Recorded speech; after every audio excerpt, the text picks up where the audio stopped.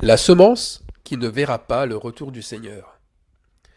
Je disais la semaine dernière que l'Esprit Saint témoigne de ce qu'il est devenu en nous. Si cet esprit a grandi et que nous avons diminué en retour, alors le témoin fidèle et véritable se reconnaîtra. Si par contre l'esprit a été attristé, étouffé, puis chassé par des œuvres mauvaises, alors c'est un autre témoin qui se verra. C'est un témoin infidèle et menteur. Le faux témoin de Christ, pourtant, il hurle qu'il est véritable, qu'il est pur. Il fait des pieds et des mains pour que ses bonnes œuvres soient vues et acclamées et qu'elles prouvent sa fidélité. Et ce qui sort de sa bouche sert plutôt à le rassurer, même s'il ment. Le témoin infidèle et menteur, c'est le jugement de Jean, donc l'évangile de Jean, chapitre 3, verset 19, qui n'est pas destiné aux seuls païens ou aux grands de ce monde, c'est un constat quasi général. C'est une frontière. Ça, c'est le sens du nombre 19, donc de ce verset. Et qu'un bon nombre, déjà, un bon nombre a franchi cette frontière, mais du mauvais côté. Alors je vous lis ce verset. Et ce jugement, c'est que la lumière étant venue dans le monde, les hommes, alors ici il ne faut pas prendre les hommes au sens strict, c'est les êtres humains, c'est-à-dire anthropos en grec. Donc les êtres humains ont préféré les ténèbres à la lumière, parce que leurs œuvres étaient mauvaises. Alors oui, le salut ne s'obtient pas que par de bonnes œuvres, mais à contrario, on le perd ce salut en préférant ses mauvaises œuvres. Car les œuvres cachées seront, quoi qu'il advienne, dévoilées. C'est pas un désir, c'est ni une pieuse intention que de vouloir faire la lumière sur tout. C'est un commandement de Dieu. Dieu a commandé aux bonnes œuvres, comme aux mauvaises œuvres, de se dévoiler, qu'elles montrent le cœur bon ou mauvais de la personne qui les manifeste, que toute identité apparaisse en plein jour. Encore une fois, ce n'est pas pour condamner en premier et pour détruire, c'est pour révéler la vérité sur chacun. Ça, c'est l'intention première, parce que Dieu est vérité. Et son amour est formé de transparence. La vision de l'apôtre Jean témoigne de cela. Il voit le trône de Dieu et devant une chose significative. Donc je vous lis le passage, c'est Apocalypse 4, 6. Devant son trône, il y a comme une mer de verre semblable à du cristal. Alors cette immense pureté, visible par la transparence, c'est un élément essentiel de l'agneau. L'agneau qui est le caractère de Dieu. On doit voir à travers chaque disciple comme au travers d'un verre de cristal. Affirmer aimer Dieu et ne pas être transparent, c'est un contresens total, et il est si commun d'ailleurs.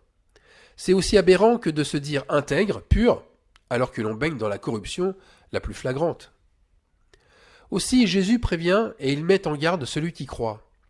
À cause de l'hypocrisie, il sera jugé plus sévèrement. Le croyant sera jugé plus sévèrement. Lisons pour cela Matthieu chapitre 5 verset 20. Je vous le dis en vérité, si votre justice ne surpasse pas celle des pharisiens, vous n'entrerez point dans le royaume des cieux.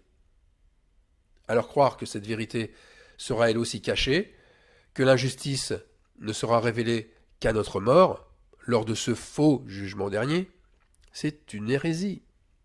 Le jugement est sur terre. Notre mort ne fera que de confirmer ce qui s'est déjà révélé sur terre. Les impies croient que leur mort sera comme une délivrance. Ils échapperont enfin à la honte et aux souffrances terrestres, que les mauvais souvenirs d'ici-bas brûleront avec leur corps. Le roi Saül, demandant à son porteur d'armes de le tuer par l'épée, souhaitait, c'est vrai, échapper à une mort cruelle des Philistins, mais il espérait sans doute, en mourant, recevoir un jugement plus clément compte tenu de ses bonnes œuvres et de son onction royale. Or, son jugement, mais il l'avait déjà reçu auparavant, en retombant dans la divination, en allant voir la magicienne d'Endor. C'est là qu'il vit toutes les mauvaises pierres qu'il avait cherché à enfouir dans la terre. C'est là qu'il reçut la confirmation que l'Esprit de Dieu s'était bien retiré de lui, qu'il ne recevait plus ni songe, ni prophétie, et que Ce que lui avait prédit l'apparition du prophète Samuel était vrai et c'était en train de se réaliser sous ses yeux. La grande désillusion de sa vie se présentait là, sous ses yeux, et tout s'écroulait. Saül aurait-il raison de penser que sa mort serait alors sa porte de rédemption? Maintenant, je reviens sur les œuvres cachées et dévoilées. Ce processus, ça suit le même parcours que le cycle de la terre. Ce que vous enfouissez dans la terre, un jour ou l'autre, ça réapparaît en surface. Ça remonte. Les souvenirs remontent. Tout ce que vous avez fait de mal et qui n'a pas été confessé et purifié, ça revient naturellement vous tourmenter. Ce processus naturel, eh bien tout exploitant agricole connaît cela très bien. Son travail de laboureur est d'autant plus difficile qu'il doit enlever le plus possible de masse de cailloux. Il ne peut pas les enfouir, sinon ces cailloux remonteront à la surface et sa terre perdra nettement en fertilité jusqu'à devenir inexploitable. Eh bien le témoin infidèle ressemble au mauvais exploitant agricole. Il garde ses pierres, il les enfouit plutôt qu'il les extrait de son sol, donc de son cœur. Jésus en a parlé en parabole, sur la semence tombant dans un sol rocailleux. Matthieu, chapitre 13, verset 5. Une autre partie tomba dans les endroits pierreux, où elle n'avait pas beaucoup de terre. Elle leva aussitôt, parce qu'il ne trouva pas un sol profond. Mais, verset 6, quand le soleil parut, elle fut brûlée et sécha faute de racines. Voyez, quand le soleil de justice, c'est notre Dieu, paraît, eh bien tous ceux qui n'ont pas de racines profondes en lui, eh bien tout cela brûle. Ils brûlent et disparaissent. La foi de ceux-là sèche comme le figuier. Voilà l'image du retour de Jésus parmi ceux qui auront gardé dans leur cœur les pierres qu'il fallait extraire. Ils disparaîtront loin de lui. Mais revenons à la parabole de la semence tombée dans un sol pierreux. Cette parabole a sa projection réelle dans le livre des Actes, au chapitre 15 précisément. C'est le moment où Paul et Barnabas sont reçus par l'assemblée de Jérusalem. Les apôtres et les anciens sont là, et tout le monde écoute ce qu'ils ont à raconter. Ils ont eu à Antioche une discussion animée, très animée, en ce qui concerne la circoncision, car quelques Judéens parmi eux enseignaient que pour être sauvés, il fallait passer par ce rite de la circoncision.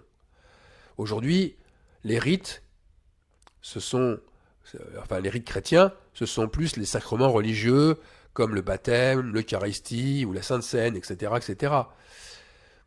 Mais vous voyez, certains croyants dans l'assemblée de Jérusalem, en entendant cela, eh bien leur sang n'a fait qu'un tour. On lit à partir du verset 5 la chose suivante. Alors, quelques-uns du parti des pharisiens qui avaient cru, donc ces pharisiens étaient convertis, eh bien ils se levèrent en disant qu'il fallait circoncire les païens et exiger l'observation de la loi de Moïse. Il y a deux mots-clés dans ce texte, se lever et exiger. Ces verbes témoignent d'une prise d'autorité, d'une volonté d'imposer sans discussion son point de vue. Et ça, c'est de la part de ces pharisiens convertis. Il faudrait mettre des guillemets à convertis. La semence qui grandit vite, puis qui sèche rapidement, faute de profondeur, est-ce qu'elle n'est pas là justement, dans ces pharisiens convertis? Eh bien, quelques pharisiens qui ont reçu la foi en Christ se levèrent pour exiger, mais un retour à la loi. Les voilà ceux qui montrent leur attachement viscéral à leur tradition. À peine sont-ils arrosés par la grâce, à peine sont-ils arrosés par l'évangile de liberté qu'ils veulent remettre encore un joug au cou des croyants, en exigeant une obligation de service.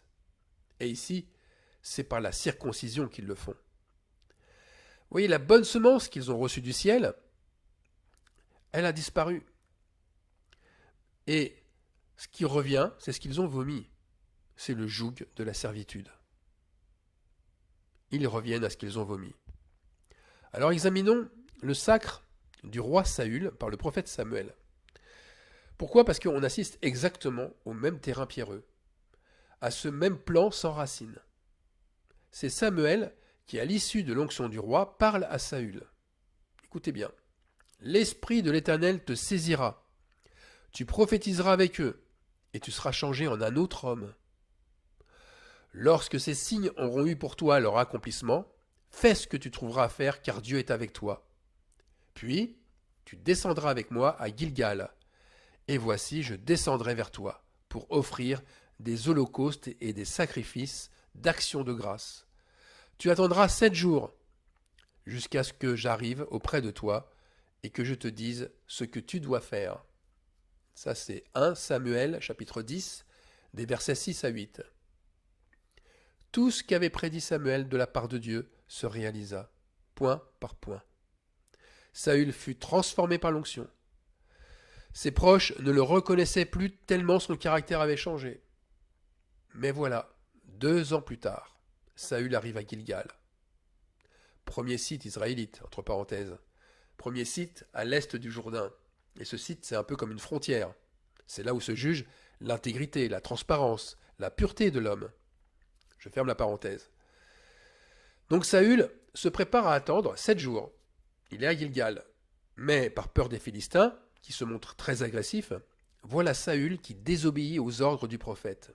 Et voilà la réaction de Samuel à son arrivée à Gilgal. 1 Samuel chapitre 13 verset 13. Samuel dit à Saül, tu as agi en insensé, tu n'as pas observé le commandement que l'Éternel ton Dieu t'avait donné. L'Éternel aurait affermi pour toi ton règne sur Israël. Verset 14. Et maintenant, ton règne ne durera point.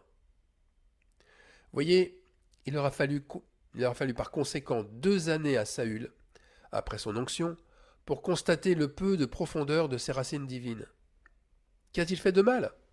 Il se précipita, sans attendre Samuel, pour faire les actions de grâce, les sacrifices et les holocaustes. Verset 9. Donc, comme pour les pharisiens convertis, c'est toujours dans les rites que l'homme irrégénéré par l'esprit pense trouver son salut. Et c'est justement ces œuvres-là qui dévoilent son apostasie. Les ténèbres, une fois de plus, ont été préférées à la lumière. Au final, nos œuvres montreront si nous aimons vraiment la lumière ou si nous la détestons. Et oui, on peut louer Dieu, on peut louer son nom, crier Alléluia, Dieu est tout-puissant, Christ est mon sauveur, et en même temps, on peut détester la lumière. Jean, chapitre 3, verset 20. Car quiconque fait le mal est la lumière, et ne vient point à la lumière, de peur que ses œuvres ne soient dévoilées. Alors celui qui est dans la lumière, parce qu'il fait le bien, il verra le retour de Christ. Alors qu'un autre, qui aime ses mauvaises œuvres et qui fait le mal, ne verra que ses ténèbres à la place de Christ. Celui qui aime la lumière, qui aime la pureté, donc la totale transparence, il aime forcément l'avènement du Seigneur. Pour celle ou celui qui s'égare, mais les choses vont très vite, on vient de le lire avec Saül, à peine 2 ans pour désobéir à Dieu et pour constater qu'il cherche son salut dans les œuvres, c'est-à-dire dans les rites et dans les coutumes religieuses. Alors si j'avais un conseil à donner, comme à moi-même d'ailleurs, pour tout le monde, pour tout croyant, ne cherchons pas notre sécurité dans une tradition. Marchons par la foi selon l'Esprit. Les temps que nous vivons sont brûlants. Il n'y a pas de temps à perdre pour revenir à la lumière de la foi. Alors je terminerai parce que Jésus, toujours dans l'évangile de Jean, annonce en prenant le cep, pour exemple. On dirait d'ailleurs une réplique de sa parabole sur la semence au milieu des pierres. Mais là c'est le cep. Si quelqu'un ne demeure pas en moi, il est jeté dehors comme le sarment, et il sèche. Puis on ramasse les sarments, on les jette au feu, et ils brûlent. Jean 15, 6. Amen.